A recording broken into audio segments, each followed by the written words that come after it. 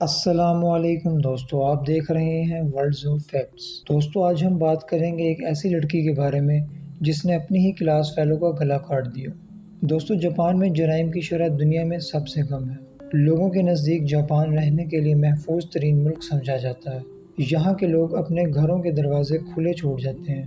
ایسا لگتا ہے کہ اس سرزمین میں جرائم نام کی کوئی چیز موجود ہی نہیں، مگر ایسا نہیں ہے۔ جاپان میں کچھ ایسے جرائم بھی ہوئے ہیں جنہوں نے جاپانی اور عالمی برادری کو چونکا کر رکھ دیا۔ ان میں سے ایک کیس نووڈ 10 کیس بھی ہے۔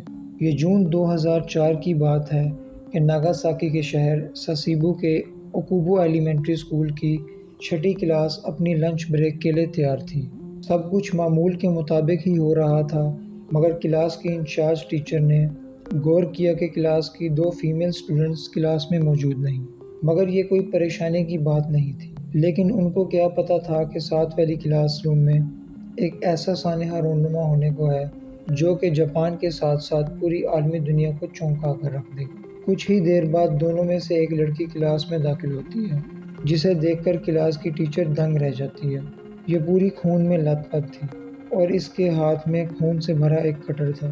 ٹیچر بہت خوف زدہ ہو گئی اور اسے لگا کہ اس لڑکی نے اپنے آپ کو اس کٹر سے زخمی کر لیا ہے، مگر اس بچی نے اچانک ہی ایسا جواب دیا جس کی کسی کو امید نہ تھی۔ اس نے کہا یہ میرا خون نہیں ہے۔ اس لڑکی نے پھر نیچے ہال کی طرف اشارہ کیا اور جب سب نیچے گئے تو ان پر ساری حقیقت کھلی۔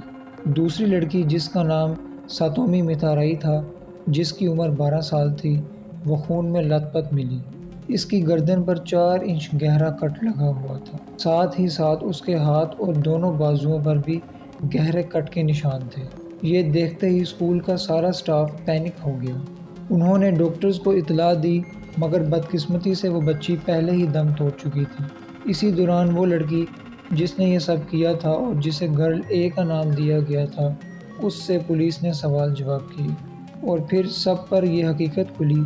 گرل اے نے بتایا کہ اس نے ساتومی کو کھیلنے کے لیے ساتھ والی کلاس میں بلایا اور پھر اسے اپنی آنکھوں پر ہاتھ رکھنے کو کہا۔ جب اس نے ایسا کیا تو اسی طرح اس نے کٹر سے اس کی گردن کاٹ دی۔ صرف یہی نہیں، اس نے یہ سب کرنے کے بعد فوراً ٹیچر کو آگاہ کرنے کی بجائے وہاں کھڑی 15 منٹ تک اسے تڑپتی دیکھتی رہی۔ جب گرل اے سے یہ سب کرنے کی وجہ پوچھی گئی تو اس نے بتایا کہ سٹومی نے اس کے بارے میں آن لائن برے کمنٹ کیے تھے اور اسے برا بھلا کہا تھا، تو اس کے بعد اس نے یہ سب کرنے کا پلان بنایا۔ یہ دونوں لڑکیاں صرف 11 اور 12 سال کی تھیں۔ ہر شخص اس کیس کو سن کر سکتے میں آ گیا۔ جب اسکول والوں نے گرل اے کے تمام اکاؤنٹس کی تفتیش کی تو انہیں سب کچھ نارمل نظر آیا، مگر کیس کے ٹرائل کے دوران گرل اے میں ڈیولپمنٹل ڈس آرڈر کی تشخیص ہوئی، مگر پھر بھی اس سب کا ذمہ دار اس کی اس بیماری کو نہیں دیا جا سکتا تھا۔ اس وجہ سے اسے 9 سال کی سزا سنائی گئی۔ 2005 میں جاپانی جرنلسٹ جس کا نام اوتسوکو تھا، اس نے اس کے بارے میں ایک کتاب لکھی جس میں اس نے دعویٰ کیا کہ گرل اے کو اس کا باپ مینٹلی ٹارچر کرتا تھا، جس کی وجہ سے اس کی دماغی حالت ٹھیک نہ تھی۔ مگر وجہ جو بھی ہو، یہ کیس جاپان کی تاریخ کا چونکا دینے والا کیس ثابت ہوا۔ دوستو اگر آپ کو ہماری ویڈیو اچھی لگی ہو تو اسے لائک اور شیئر ضرور کریں تاکہ آپ کو ہر آنے والی نئی ویڈیو بر وقت مل سکے۔